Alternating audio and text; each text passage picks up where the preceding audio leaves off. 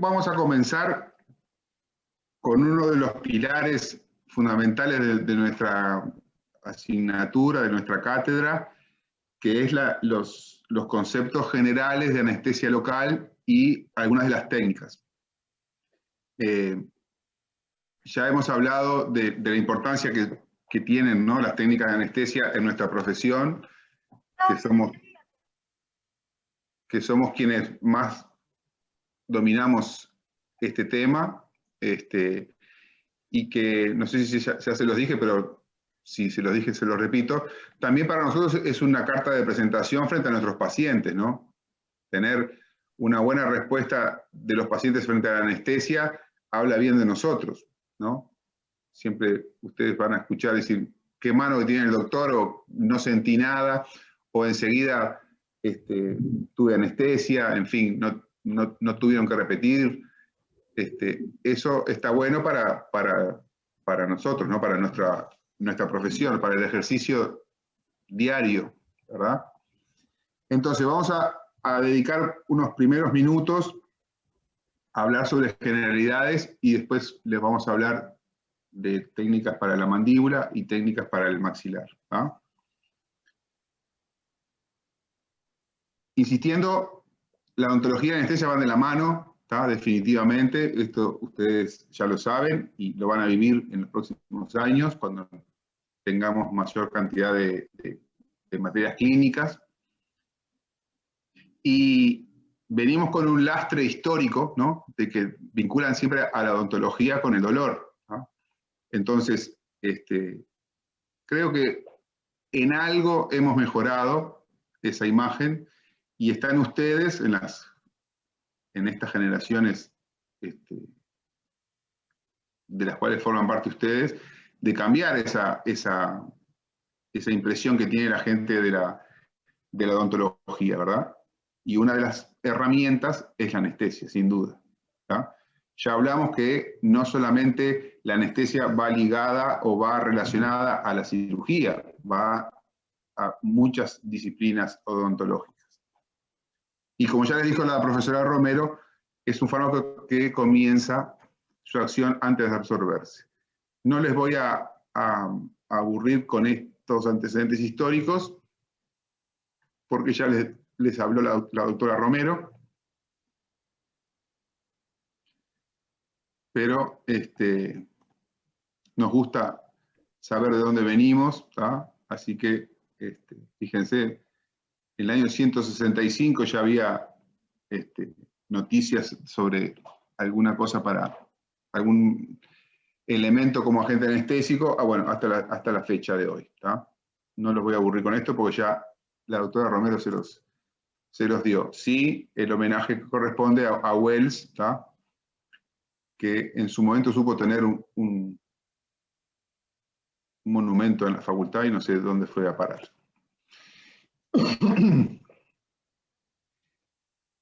Repetimos la definición que ya fue dada. La anestesia local es la pérdida temporal de la sensibilidad térmica, dolorosa y táctil,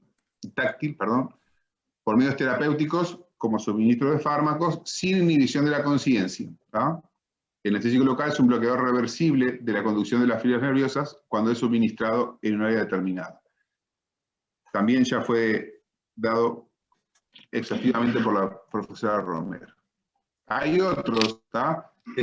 El spray ese famoso de los jugadores de fútbol que les dan tremendo puntapié y viene el kinesiólogo y le echa el spray ese mágico, ¿tá? Eso también genera anestesia, ¿tá? ¿Les ha pasado?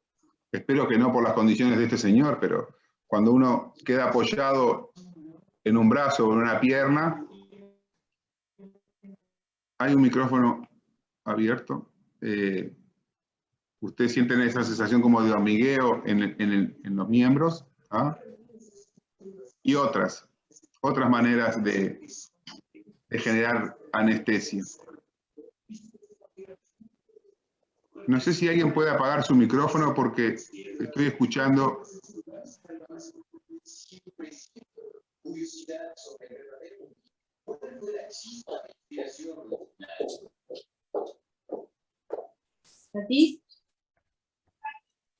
Sergio Monte, no sé qué es el que tiene el micrófono abierto. Ahora abrí el micrófono, pero capaz que Pablo puede silenciar. ¿Lo puedes silenciar vos, Pablo? Yo estaba también silenciado.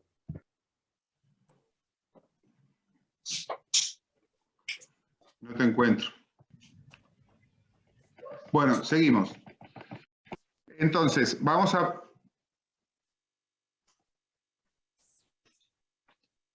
¿Me escuchan? Sí. Sí. Sí, perfectamente. Entonces, vamos a tener algunas pautas generales para que son generales justamente para todas las técnicas de anestesia, las que voy a dar yo, después el doctor Mederos va a dar otras, ¿está? Y previo a la técnica de anestesia tenemos que hacer una evaluación preanestésica, ¿tá? Tenemos que conocer y valorar el terreno anatómico donde vamos a trabajar, ya estuvimos hablando el lunes pasado al respecto, y conocer y tener todo el instrumental necesario, ¿verdad? O sea que estas son pautas que son aplicables para todas las técnicas de anestesia. La jeringa Carpule, compañera de todos nuestros procedimientos, ¿tá? Tiene que ser con té de aspiración, cuando ustedes compren. Después en los teóricos prácticos con el docente van a tener más detalle al respecto, pero tienen que comprar una con té de aspiración que sea de buena calidad. ¿Hay una allá? Y bueno, y las agujas Carpules también, ¿ah? Vamos a ver algunas características. Estas son las partes que tiene la jeringa Carpule. Algunas vienen con un anillo, otras vienen con otro tipo de lugar donde apoyar el dedo pulgar. La empuñadura, ¿ah? La cámara, donde va el cartucho Carpule, este pistón que puede ser una flecha o puede ser un alambre retorcido, ¿no? Y el extremo que es el adaptador de la aguja. Este tipo de aguja Carpule es la más común en el mercado. La aguja, a su vez, tiene tres partes, que es el bisel, que es la que penetra en los tejidos, la aguja propiamente dicha, y la parte de plástico que va en el adaptador de la Carpule, esto. Se puede llamar pabellón, base, adaptador, de distintas maneras, ¿no? Y esta parte de la aguja es la que perfora el tubo Carpule, ¿ah? En realidad no llega tan acá porque esto va atornillado a lo que les decía hoy que era el adaptador en la Carpule. ¿Se entendió? Sí. ¿Está? Cuando ustedes vayan a comprar las agujas, por lo general tienen un color según qué tipo de aguja sea, ¿no? En términos generales puede ser amarillo, naranja, azul y violeta, ¿no? Ahora vamos a ver con más detalles. Entonces nosotros les vamos a pedir que tengan para atender a nuestros pacientes agujas largas y agujas cortas, ¿sí? Una larga puede ser de 38 milímetros, hay otras que son de 25, preferimos estas, ¿tá? De 38 milímetros. Y las cortas pueden ser de 16 por lo general, ¿tá? El calibre, que lo van a encontrar con esta palabra, gauge, ¿tá? Va a tener una numeración, ¿tá? Esa numeración, a mayor número, menor el diámetro de la aguja. Estamos hablando del diámetro interno, ¿tá? Entonces, ven que acá dice calibre 27G, es 27, el G es del gauge, ¿sí?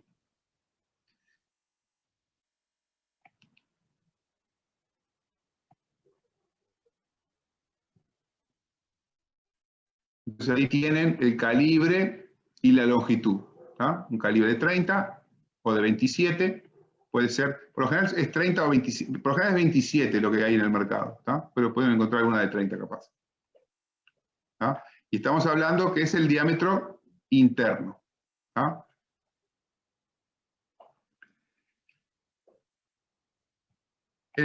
Paso número 1, nosotros ya tenemos nuestra jeringa y nuestro tubo de anestesia y nuestra aguja, ¿verdad? Entonces, ¿cómo vamos a hacer para colocar ese tubo de anestesia en la jeringa Carpule? La jeringa Carpule tiene este vástago, como vieron, que les mostré hoy temprano, ¿tá? Que se retira para atrás y se coloca el tubo de anestesia acá, en este compartimiento. ¿Tá? Después que está colocado, la flecha, hacemos fuerza para enterrar la flecha en el émbolo de goma que tiene el tubo de anestesia. ¿Tá? Hay que hacer un poquito de fuerza para que se clave. Esto que es fundamental cuando tenemos que hacer técnicas con test de aspiración. Eso nos asegura que nuestro test de aspiración va a ser efectivo y seguro. Una pregunta. Sí. En el caso que tiene como si fuera sacacorcho, ¿viste? Que es como enrollado, ahí lo giramos, ¿no? No es necesario, tipo, solo... Creo que en los dos casos podés enterrarlo y girarlo para que entre, ya sea la flecha o, como decís tú, el sacacorcho o la cola de chancho que le dicen. ¿Ah? Gracias. De nada. ¿Cómo nos aseguramos que está bien el test de aspiración? Tomamos el tubo con una mano y tiramos para atrás suavemente para ver si viene el émbolo de goma hacia atrás. ¿Tá? Si no viene, cuando estemos dando anestesia, tampoco va a venir, tampoco vamos a hacer el test de aspiración. ¿Tá? Esa es la manera de chequear que está bien el vástago metido en el émbolo. ¿Tá? Y ahí estaría pronto para colocar nuestra aguja. El año pasado creo que vinimos bastante bien porque no se pinchó nadie, así que esperemos que este año sea igual. ¿Tá? Con las dos manos vamos a desenvolver la aguja, ¿tá? Y apoyándonos metemos la aguja ahí y enroscamos en la parte que corresponde. ¿Tá?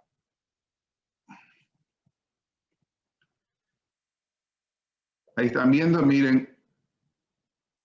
¿Ah? Hacemos fuerza para que se clave allí. Y siempre con un buen punto de apoyo, ven cómo el dedo se apoya acá. ¿Ah? Y después suavemente, esto es importante que lo vamos a volver a repetir.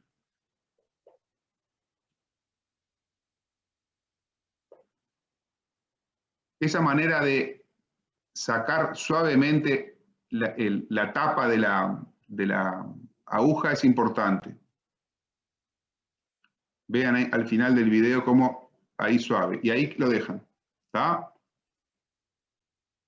Les decimos a ustedes, eso a veces uno hace este movimiento y se pincha. ¿Tá? Porque a veces está un poquito duro de sacar. Siempre los dedos lejos de las agujas contaminadas.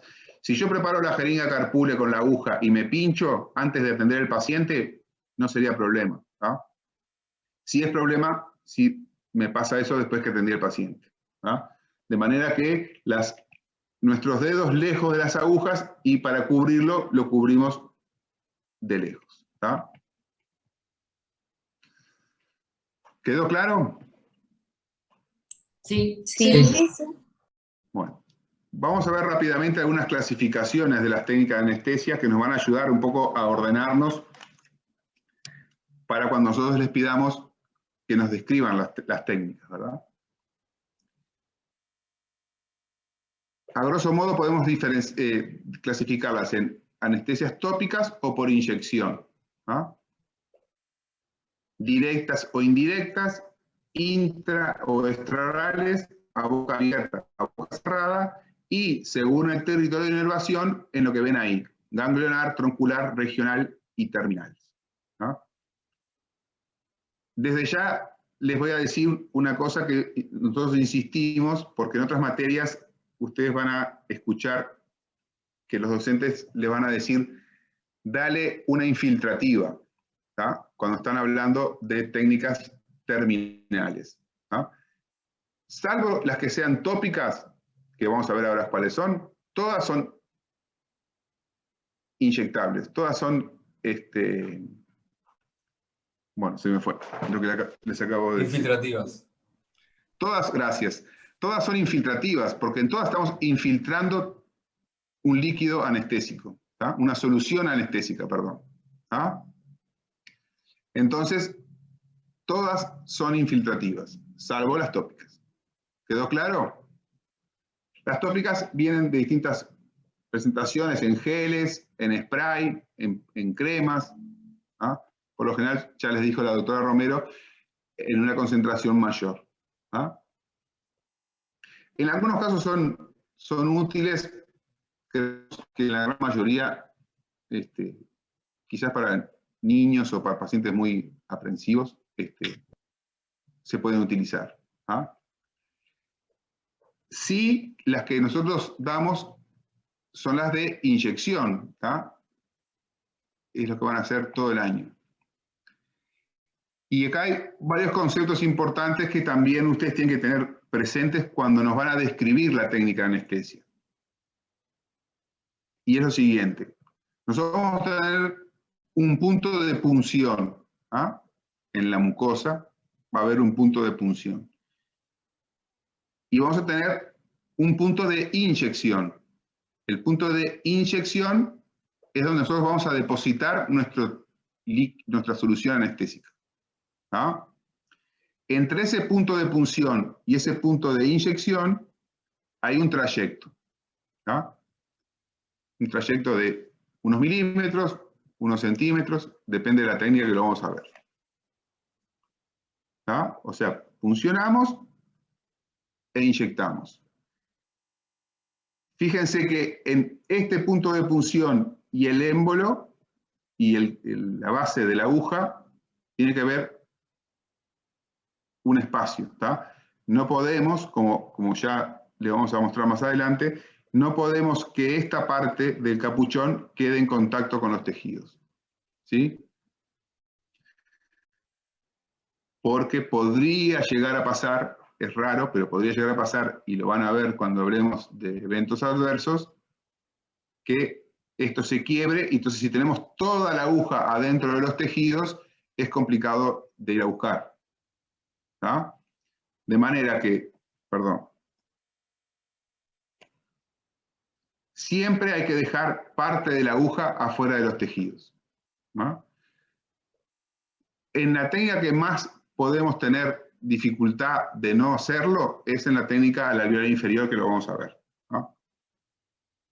Entonces, cuando ustedes van a describir la técnica de anestesia, tienen que decir que el punto de inyección de la solución es en tal lado, y para poder llegar a ese punto de inyección tenemos un punto de punción con determinadas referencias que las vamos a ver. ¿Ah? Esto está bueno, me parece, porque hacer las cosas o describir las cosas con un orden les va a ayudar a ustedes también a memorizarlo y a tenerlo claro, ¿verdad? Si uno va para atrás y para adelante con las cosas, no es claro ni para el que lo escucha ni para ustedes mismos. Vamos a tener técnicas directas y técnicas indirectas. ¿Ah? Una técnica directa es cuando el trayecto, que hablamos entre el punto de punción y el punto de inyección, es un solo movimiento de profundización. ¿Ah?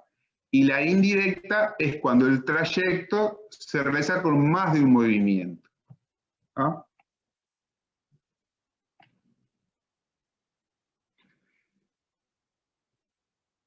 Les diría que el 99% de las técnicas de anestesia que utilizamos son técnicas intraorales. Nosotros trabajamos fundamentalmente adentro de la boca de los pacientes. ¿Ah? En algunas circunstancias, como ven ahí, se podría dar una técnica extraoral, pero son, les diría que bastante excepcionales. Pero hay que conocerlas. También la gran mayoría de las técnicas son a boca abierta. ¿Ah? Pero hay una técnica específica, que la vamos a hablar en un ratito, que se hace a boca cerrada. Y según el territorio de inervación, ya les dije, ya les mostramos, ganglionar, troncular, regional y terminal. Dentro de las terminales están todas esas que ustedes ven ahí. La circuinyección, la transpapilar, la supra y superióstica, la intraósea, la periodontal y la intraseptal. ¿No? Se utilizan para determinadas cosas, ¿no? Que vamos a ver algunas a continuación. ¿No? La anestesia ganglionar es resorte del neurólogo. ¿No? El odontólogo y el maxilo no aborda el ganglio de gases. ¿No? Las tronculares, ¿qué significan? Que van dirigidas a bloquear un tronco nervioso primario. Puede ser el nervio mandibular o el nervio maxilar. ¿Ah? El nervio mandibular es difícil de que sea necesario. Sí, el nervio maxilar, en algunas circunstancias podemos bloquearlo sin demasiada dificultad. Lo vamos a ver. Las regionales, que son la inmensa mayoría de las que nosotros utilizamos, las técnicas regionales en cirugía dentro alveolar, van dirigidas a bloquear un tronco nervioso secundario. ¿Sí? En el maxilar superior, los alveolares superiores, posteriores, medios y anteriores. ¿Está? Por fuera, y el naso palatino y el palatino anterior en el paladar. ¿Está? Son todas técnicas regionales. Y en la mandíbula, el alveolar inferior, el lingual y el bucal. ¿Está? O sea que, por lo pronto, ya podemos ir viendo que si nosotros vamos a dar una técnica al alveolar inferior, va a ser una técnica regional, en la gran mayoría de los casos a boca abierta y directa, porque vamos a hacer un solo movimiento. ¿No? Lo vamos a ver. Y la terminal es la que les digo que muchas veces van a escuchar darle una infiltrativa, pero nosotros insistimos en que son terminales, ¿tá? Son a los filetes terminales, justamente. Algunas de las terminales que les nombraba hace un rato es la circuinyección. ¿Tá? ¿Para qué se usa y en qué casos? Por ejemplo, cuando tenemos esta situación clínica que es una celulitis, que necesitamos drenar, ¿tá? Lo que se hace es con la aguja, ¿tá? Se punciona en la piel, se introduce y se va retirando la jeringa y se va depositando líquido anestésico. ¿Ah? ¿Se entiende? Se profundiza completa la aguja y al retirar se va inyectando. Lo mismo se hace en un sector, en otro, y se conforma como un rombo, ¿ah? Un cuadrado, donde está toda esta área anestesiada. Y entonces ahí podemos trabajar en esta área sin problema. ¿Ah? Eso se llama circoinyección. La transpapilar, esta sí es una técnica muy útil, sobre todo podemos utilizarla mucho en odontopediatría, ¿no? Cuando tenemos que hacer exodoncias de dientes temporarios, y consiste en, después que damos la anestesia por vestibular, nosotros tenemos certeza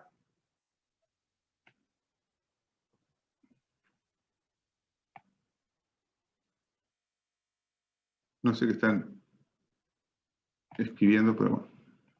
Después que demos anestesia por vestibular, tenemos certeza que estas papilas por vestibular están bloqueadas, están anestesiadas. Entonces, si yo hago una punción acá o acá, al paciente no le va a doler. ¿Ah? Entonces, ustedes ya saben seguramente que las anestesias en el paladar son bastante más dolorosas que por vestibular. Entonces, si podemos, sobre todo en niños, puncionar después que está anestesiado, puncionamos en esta papila, introducimos apenas unos milímetros e inyectamos el líquido, la solución anestésica. ¿Esto qué genera? Al inyectar, genera una isquemia de este lado, ¿ah? Lo que nos permite saber que estamos anestesiando este sector. Una vez que esto está bloqueado, que está anestesiado, yo puedo puncionar sin que al paciente le duela. ¿Sí? Entonces punciono ahí y agrando esa zona de anestesia, esa zona isquémica que se va a ver. Y después doy de vuelta y termino toda la encía palatina. ¿Se comprendió? Sí. Sí. Bueno, menos mal porque me llevó casi un fin de semana hacer esa animación. La superióstica es muy dolorosa, no se da mucho, ¿ah? Pero también tienen que conocerla. Superióstica quiere decir que está por debajo del periósteo. ¿Se acuerdan? El periósteo está cubriendo el tejido óseo. La supraperióstica, puntualmente en un lugar, es esta técnica terminal, pero en realidad todas nuestras técnicas regionales también son supraperiósticas, ¿verdad? Porque estamos, si hacemos contacto óseo o no, pero estamos por arriba del periósteo. La periodontal, también en cirugía dentoalveolar, no es muy utilizada, ¿no? Porque genera una vasoconstricción muy importante, pero en algunos casos se puede utilizar. Y también tenemos otros tipos de técnicas. ¿Ah? Las técnicas regionales puras son las que nosotros vamos a dar habitualmente, pero nos podemos ayudar, ¿ah? con un apoyo y un aporte del médico anestesista en realizar lo que se llama la sedación consciente o la neuroleptoanestesia. ¿Ah? Pero necesitamos un médico anestesista, en muchos casos una internación del paciente, ¿ah? Y generamos un confort para el paciente extra, ¿ah? Solo con anestesia local. Esto no es una anestesia general. ¿Ah? Por eso uno de los términos es sedación consciente, porque el paciente está consciente pero sedado. ¿Ah? Es también el tipo de anestesia que se utiliza cuando uno se hace una fibroconoloscopía o una fibroscopía. ¿Ah?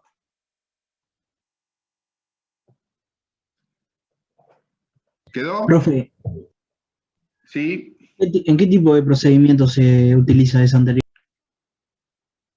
Se puede utilizar en casi todos los procedimientos. A veces uno justifica la utilización de esa técnica, de ese aporte del anestesista, en cirugías un poco largas, estresantes, si el paciente tiene temor. ¿Ah? Si tenemos que hacer un procedimiento capaz que un poco, digamos, invasivo de más, ¿ah?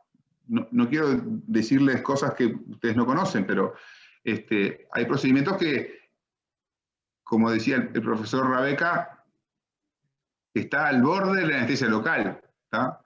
Si nosotros tenemos que hacer muchos procedimientos por distintas cosas y la cantidad de anestesia está en el límite que podemos dar, la sedación consciente nos ayuda, porque no es que necesiten menos anestesia, pero el paciente está mucho más confortable y pasa mejor. Entonces, por ejemplo, es un uso muy común hacer la exodoncia de los 4 terceros molares en la misma sesión con sedación. O un injerto, que haya que sacar un poco de hueso de un lado y ponerlo en otro. Esas maniobras para el paciente a veces son un poco agresivas, entonces la sedación consciente es súper útil. ¿Ah? Bien, Pero, gracias. de nada, pero pacientes, si son muy temerosos, a veces prefieren decir, no, yo con anestesia local sola no me hago ni una resina. Le estoy diciendo una exageración, pero puede pasar. ¿Ah? Entonces, ¿qué son las técnicas de anestesia? Son maniobras regladas. Por eso yo les decía que el orden, para que ustedes las aprendan y las describan, es fundamental. ¿Ah? Son regladas para la aplicación de drogas anestésicas o de soluciones anestésicas. Y llevan una valoración previa y un instrumental. Esto, cuando hablemos de bioseguridad, se va a hablar con mayor detenimiento, ¿tá? Pero antes de comenzar el procedimiento que va a ser anestesiológico y quirúrgico, ¿tá? Tenemos que tener el gorro, tapabocas, los lentes, la pantalla, ¿tá? Lavado de manos, colocación de la sobretúnica y guantes estériles, y preparar al paciente con un campo externo, con una colocación de un campo fenestrado y de un campo interno, que se llama, ¿tá? Esto se va a ver en mayor detalle cuando hablemos de bioseguridad, pero ahí están viendo cómo se hace el campo externo, ¿ah? Del centro de los labios hacia la periferia.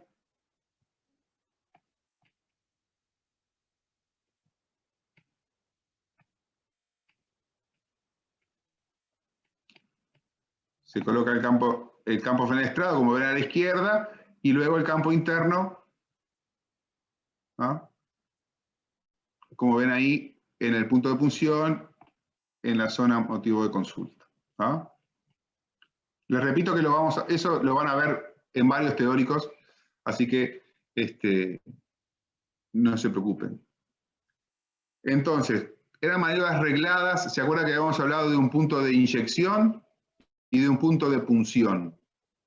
Y para ubicar en cada técnica de anestesia el punto de punción, vamos a tener referencias óseas, mucosas y dentarias, que hay que conocerlas, hay que verlas, como ven en el ojito, y hay que tocarlas, hay que palparlas, muchas de ellas, ¿tá?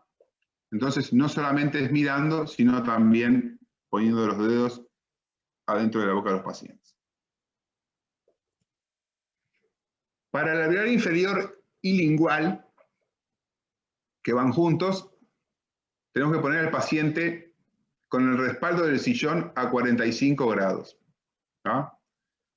El paciente no está semisentado, ¿tá? Le digo porque muchas veces nos van a escuchar a nosotros decir que el paciente es semisentado. El paciente o está sentado o no está sentado, pero semisentado no está, ¿tá? Está sentado con el respaldo del sillón a 45 grados, lo que permite que cuando el paciente tenga una apertura bucal máxima, hace que su plano oclusal inferior esté paralelo al piso. ¿Se entiende? Cómodo, apertura bucal máxima y plano oclusal paralelo al piso. ¿Ah? Vamos a usar la técnica, la jeringa Carpule con té de aspiración y aguja larga.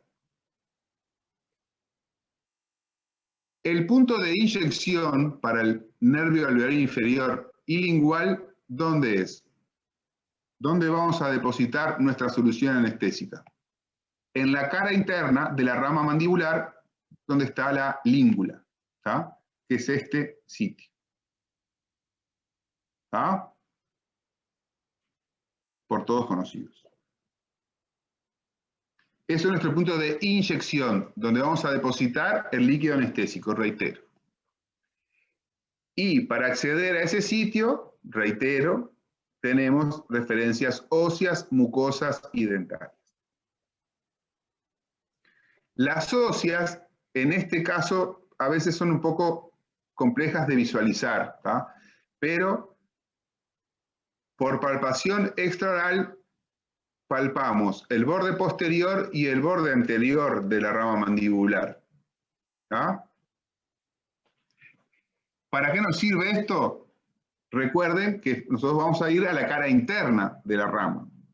Entonces, palpando y sabiendo dónde está el borde anterior y dónde está el borde posterior, y sabiendo estadísticamente más o menos dónde está la entrada al conducto alveolar, sabemos en sentido antero-posterior dónde podemos estar trabajando. ¿Está claro? Sí. Esas son las óseas. Las dentarias va a depender. Si estamos hablando de un paciente adulto con el plano oclusal completo o casi, vamos a trabajar 1 centímetro por encima de ese plano oclusal. Si es un paciente desdentado, vamos a trabajar a 2 centímetros del borde alveolar, y si es un niño con dentición caduca o mixta, a la misma altura del plano oclusal. ¿Ah? Entonces ya vimos referencias óseas, dentarias, y ahora vienen las complicadas. ¿Ah? De todas las técnicas que ustedes van a ver, quizás el punto de punción, y sin quizás, el punto de punción que más dificultad les va a dar visualizar al comienzo es este, el del alveolar inferior. ¿Ah? Por distintos motivos. Entonces, la sugerencia es que vean pacientes. ¿Tá? Si no tienen su paciente, van a ver al de al lado y vean todas estas referencias. Cuanto más vean, mejor van a visualizar después cuando les toque trabajar. Profe, una Entonces, pregunta. ¿Eso es el punto de punción o de inyección? bueno, yo te preguntaría a vos eso. ¿Quién habló? Porque dijiste al principio, yo, Magdalena, estoy desde el teléfono y también desde la cámara, estoy a veces. Pero al principio estabas diciendo que era el punto de inyección y ahora dijiste de punción y me confundió. El punto de inyección es donde depositamos el líquido anestésico. Cara interna de la rama mandibular. Punto de inyección. El de punción es el que vamos a ver ahora con las referencias óseas, mucosas y dentarias. Capaz que tuve un lapsus y dije otra cosa, pero ahora vamos a ver el punto de punción. Ok, perfecto, gracias. Entonces, dentro de las referencias mucosas, vamos a tener la tuberosidad del maxilar superior. ¿Ah? El ligamento pterigo maxilar y la almohadilla yugal. Ahí se va a formar un triángulo, ¿tá? Que desde ya les digo que es casi equilátero. ¿Tá? No busquen un triángulo demasiado alargado, un triángulo isósceles. Es casi equilátero. ¿Sí? En el vértice inferior de ese triángulo, ¿ah? Ese es nuestro punto de punción. Va a pasar en algunos pacientes que la almohadilla yugal no está muy clara. Entonces, no sé si ven acá que hay un dedo empujando la almohadilla para conformar. ¿Tá? En algunos textos o alguien les va a decir que también el punto de punción es en el vértice de la almohadilla, porque esta almohadilla, si es más redondeada, tiene como un vértice, entonces sería acá. Pero quedémonos con estos tres. Triángulo de base superior y vértice inferior, este es nuestro punto de punción. ¿Tá? Entonces, la técnica de siempre es la técnica del inside west, que es una técnica directa, a boca abierta. ¿Ah? Porque nuestro movimiento es de un solo, nuestra técnica es de un solo movimiento. Entonces, después que ubicamos el punto de punción, que es en ese triángulo, vamos a venir con nuestra jeringa desde premolares del lado opuesto. ¿Ah?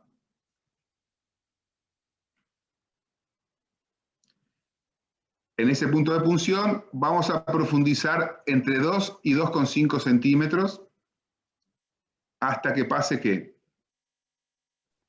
Hasta que tengas contacto óseo. Contacto óseo. ¿Está? Obligatorio el contacto óseo. Súper obligatorio el contacto óseo. ¿Está?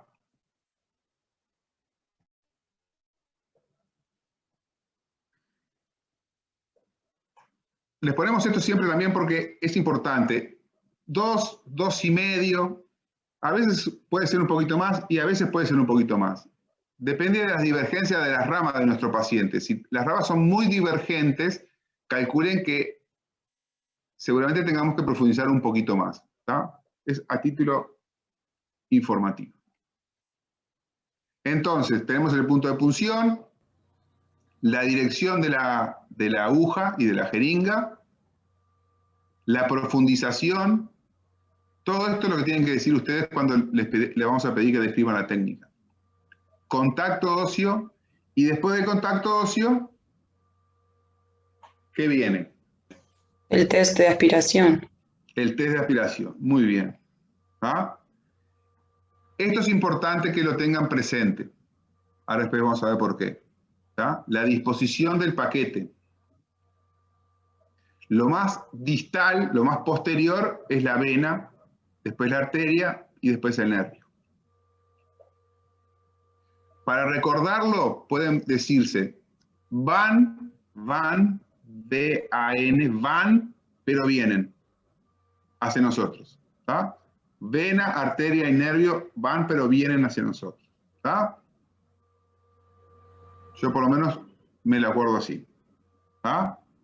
Recuerden, esto es importante para solucionar una eventualidad que puede pasar. Entonces, si nosotros hicimos una profundización correcta, vamos a encontrar nuestro contacto óseo acá. Este es el punto de Inyección. ¿Tá? Pero podemos tener un contacto prematuro o podemos tener una profundización excesiva y nos vamos muy para atrás. En todos estos casos que no es la profundización correcta, tenemos que solucionarlo de alguna manera, ¿tá? Y vamos a ver cómo.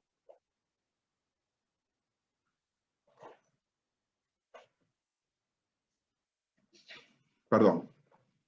Entonces, esta técnica se realiza con contacto óseo.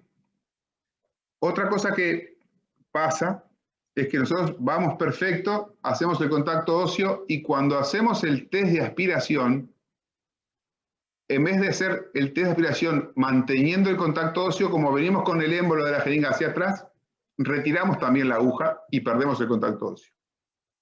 Eso no puede pasar. ¿Tá? El test de aspiración se hace en contacto óseo. Y varias veces durante la inyección ir rotando la aguja en lo posible. ¿Tá? ¿Por qué?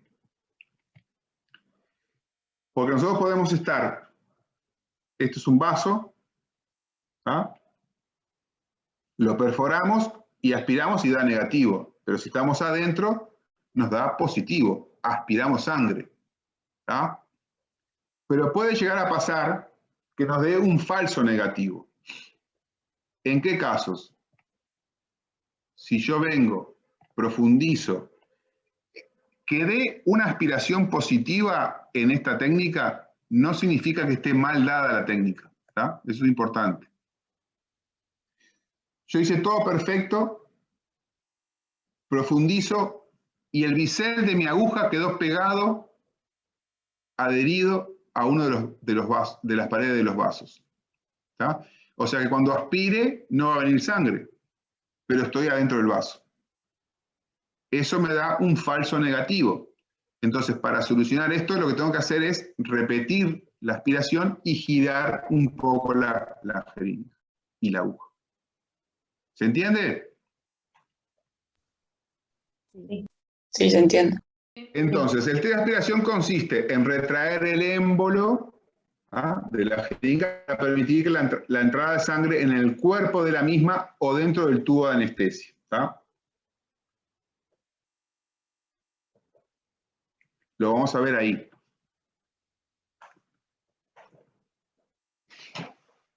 Puede pasar dos cosas. Si nosotros aspiramos y se nos llena el tubo carpule de sangre, retiramos todo, cubrimos la aguja y cambiamos el tubo y empezamos de vuelta. ¿Tá? Si la aspiración es de poca cantidad, podemos seguir usando el mismo tubo. Eso lo van a ver en la clínica. ¿Tá? Pero no todas las aspiraciones positivas implican descartar el tubo. ¿Ah?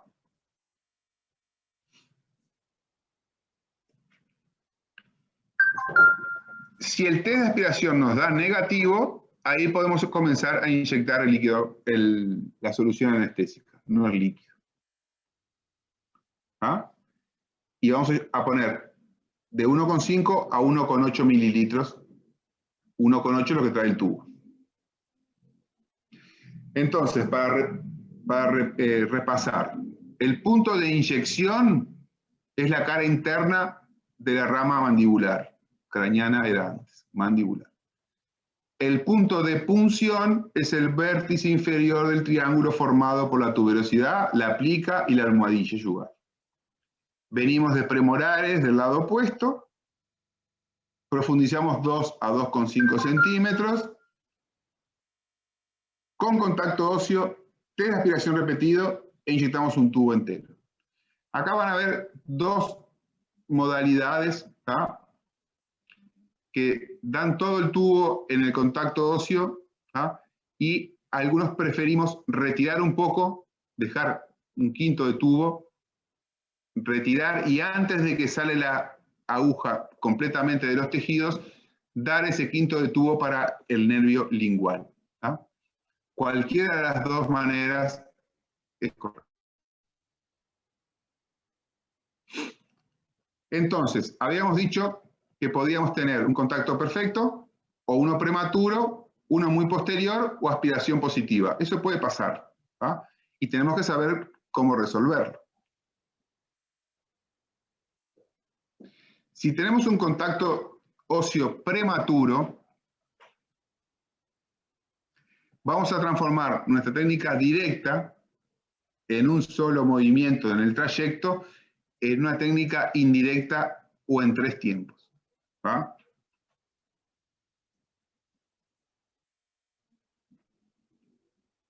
Esta técnica está descrita incluso por algunos autores a propósito. Lo hacen desde el comienzo pensando en que van a hacer 3 movimientos. Pero supónganse que nosotros venimos de premolares del lado opuesto, como les dije, y hacemos un contacto prematuro acá. ¿Cómo solucionamos para llegar de nuestra punta de aguja que está acá a acá, ¿verdad? Que es donde queremos llegar. Entonces, lo que hay que hacer es retirar la aguja unos 2 o 3 milímetros, no sacar toda la aguja de los tejidos. ¿Ah? Le retiramos 2 o 3 milímetros, venimos con nuestro émbolo y jeringa y aguja todo hacia este lado, como ven acá, ¿ah? Y profundizamos hasta acá. Yo con este movimiento no logro contacto óseo, porque voy a quedar paralelo a la rama mandibular. ¿Sí? Entonces, una vez que estoy en esta posición, vuelvo a premolares del lado opuesto y profundizo hasta lograr el contacto óseo. Eso genera una técnica indirecta en 3 tiempos. ¿Se comprendió? Sí. Sí. Eso después, en los teóricos prácticos, cuando tengamos presencialidad, es más fácil verlo con la mandíbula y con una jeringa. O en los teóricos prácticos por Zoom también podemos ver de repasar. Tengo una pregunta. Sí. ¿Esta técnica no es un poco más invasiva o es lo mismo? Bueno, a los efectos del... Sí, es mejor hacer un movimiento solo que 3 movimientos, ¿no? Sin duda. Pero invasiva es más o menos lo mismo porque tú nunca sacás la jeringa de los tejidos. ¿Ah? Pero es más confortable incluso para el paciente hacer la técnica directa. ¿Ah? Dale, gracias. De nada. Si tenemos un contacto muy posterior, nos fuimos, en vez de 2,5, nos fuimos 3, 3,5. ¿Ah? Presten atención a ver si... Estoy acá, ¿lo ven? En el borde, casi en el borde posterior de la mandíbula. ¿Sí? Estoy alejado de mi punto de inyección. Entonces tengo que retirar un poco la jeringa, ¿sí? Y en vez de venir desde premolares del lado opuesto, si mi jeringa y mi émbolo van a molares, mi punta de aguja se mesializa. ¿Se entendió? Yo estoy, estoy perfecto en premolares, es así como viene, pero quizás por lo que hablábamos hoy de una divergencia de las ramas, logro el contacto óseo, pero muy posterior, a los 3,5 centímetros. Y me queda medio centímetro de aguja por fuera de los tejidos, que también, ¿se acuerdan que había que tener esa precaución? Entonces lo solucionamos muy fácil. Retiramos un poco, vamos más a molares y volvemos a buscar el contacto óseo y nos tendría que dar a 2,5 centímetros más o menos. ¿Ah? Consulta. Sí. En ese caso también entonces pasamos de una técnica directa a indirecta. Seguro. O sea, siempre para mejorar esas situaciones no deseadas tenemos que cambiar de una técnica directa a indirecta, ¿no? Exactamente, exacto. Gracias. Sí. Otra cosa que puede pasar es la aspiración positiva, ¿verdad? Que les repito, no quiere decir que nosotros hayamos dado mal la técnica. ¿Eso qué quiere decir? Que la punta de la aguja se encuentra en la parte posterior del paquete vasculonervioso. ¿Ah? ¿Se acuerdan que era vena, arteria y nervio?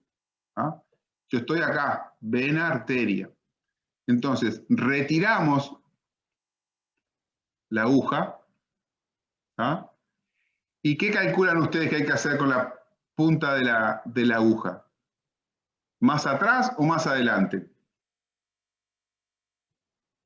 Más adelante. Más adelante. Más adelante. Y para llevar la punta de la aguja más adelante, nuestro cuerpo de la carpula y el émbolo y todo, ¿para dónde va? Hacia el molar.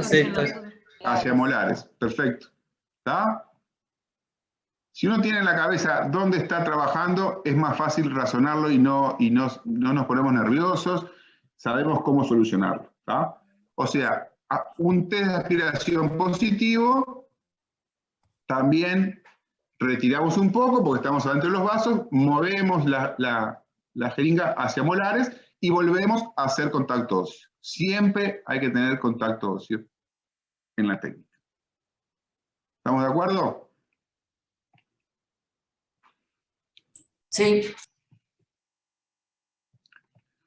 Un punto importante acá es que la aguja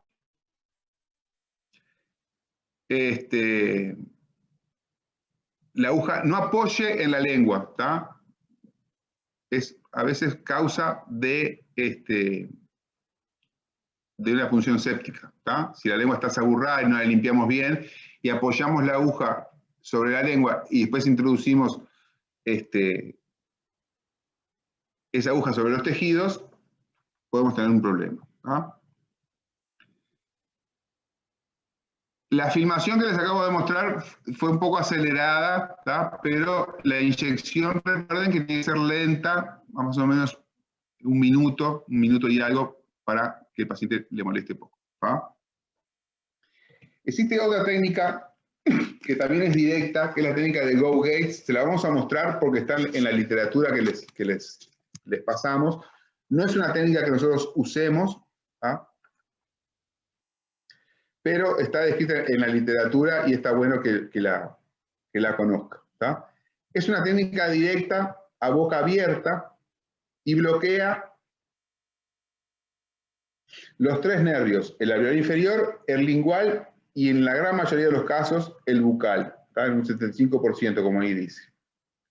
Y van a haber referencias extras e intraorales y el punto de inyección, en vez de ser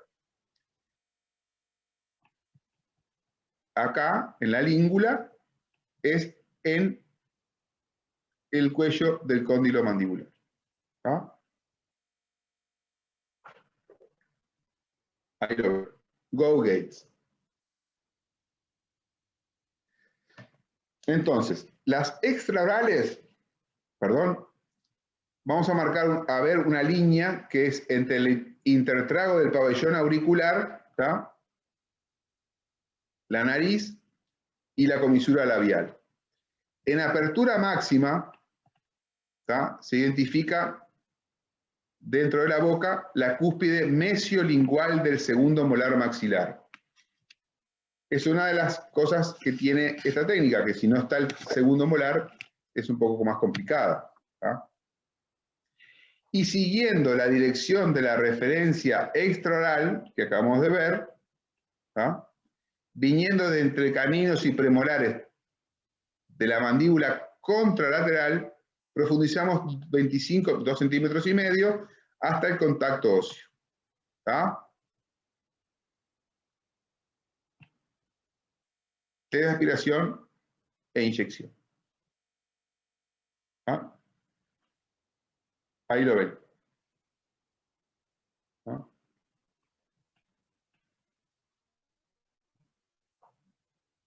Esta sí es una técnica útil en determinadas circunstancias. ¿Ah? Es la única técnica que vamos a ver que se hace a boca cerrada. ¿Ah? Y ustedes dirán, ¿por qué tengo que hacer una técnica a boca cerrada? Bueno, algunos pacientes no pueden abrir la boca por distintos motivos. Un trismus, por dolor, por infección, ¿sí? Entonces, esta técnica es muy útil. Pero tiene la peculiaridad, supongo que ustedes lo sabrán, que fue descrita por primera vez por este doctor, que es el doctor Laguardia, que es uruguayo, era uruguayo. ¿Ah?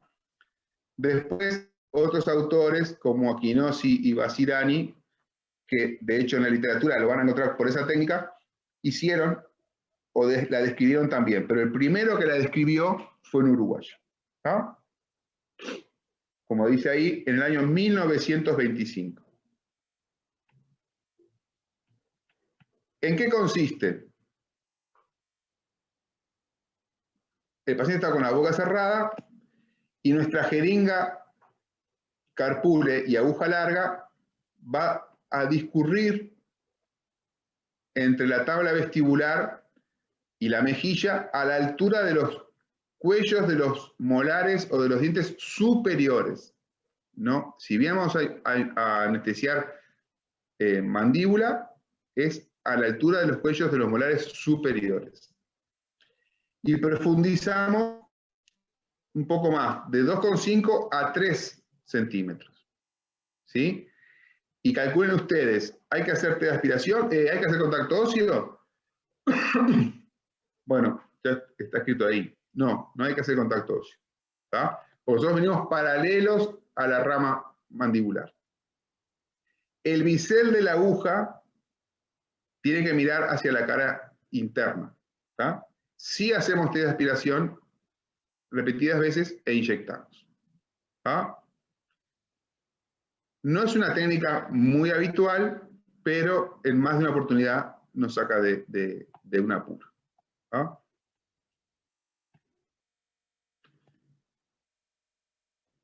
En todas las técnicas, nosotros tenemos que chequear o tenemos que ver si el bloqueo que hicimos,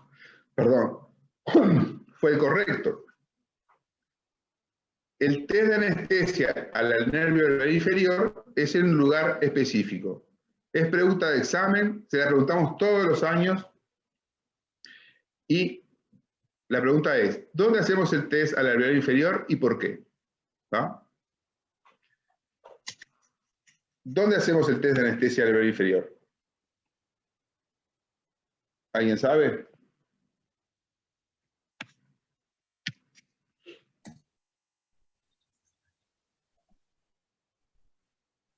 ¿No son en los anteriores? Hay un punto específico. Y tiene una... El incisivo lateral y el canino. Muy bien. Entre el incisivo lateral y el canino. En la papila. ¿Sí? Tiene una explicación. Si estuviéramos en forma presencial, le haría hablar a alguno, pero como esto es un poco complicado,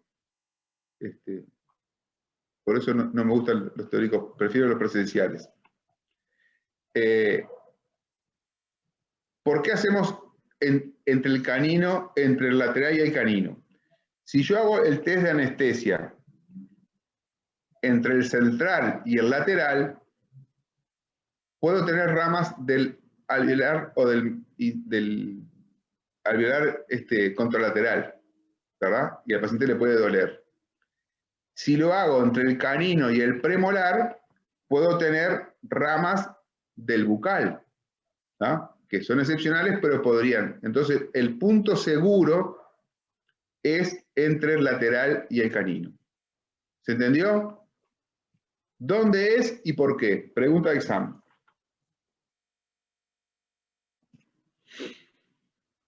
Quedó alveolar inferior terminado. ¿Alguna pregunta? ¿Aportes? ¿Puedes repetir el por qué era? ¿Se hacía ahí? ¿Cómo no? Yo lo voy a hacer entre el lateral y el canino. Se ve ahí la imagen, claramente, ¿verdad? Sí. Si yo hago el test entre el central, que es este, y el lateral, puedo tener inervación que venga del alveolar inferior contralateral. ¿Sí? Entonces, el bloqueo puede ser correcto, pero si yo punciono acá, al paciente le puede doler. Porque tiene ramas del otro lado. Si yo lo quiero hacer entre el canino y el premolar, podría venir algún filete del nervio bucal y también nos estaría dando un falso positivo. Por eso el punto seguro es entre lateral y canino. ¿Sí? Impecable. Muchas gracias. Bueno. Les repito, el alveolar tiene su punto de punción más peculiar o más distinto en todos los pacientes, ¿tá? Entonces, les repito, vean y vean y vean, ¿tá?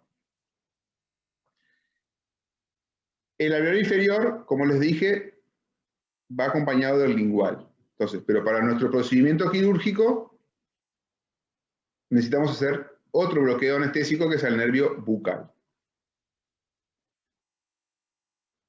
Ustedes conocen la distribución del nervio bucal, ¿ah?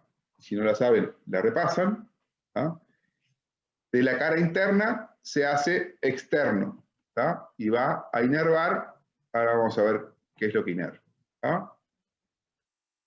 Viene por acá y se cruza.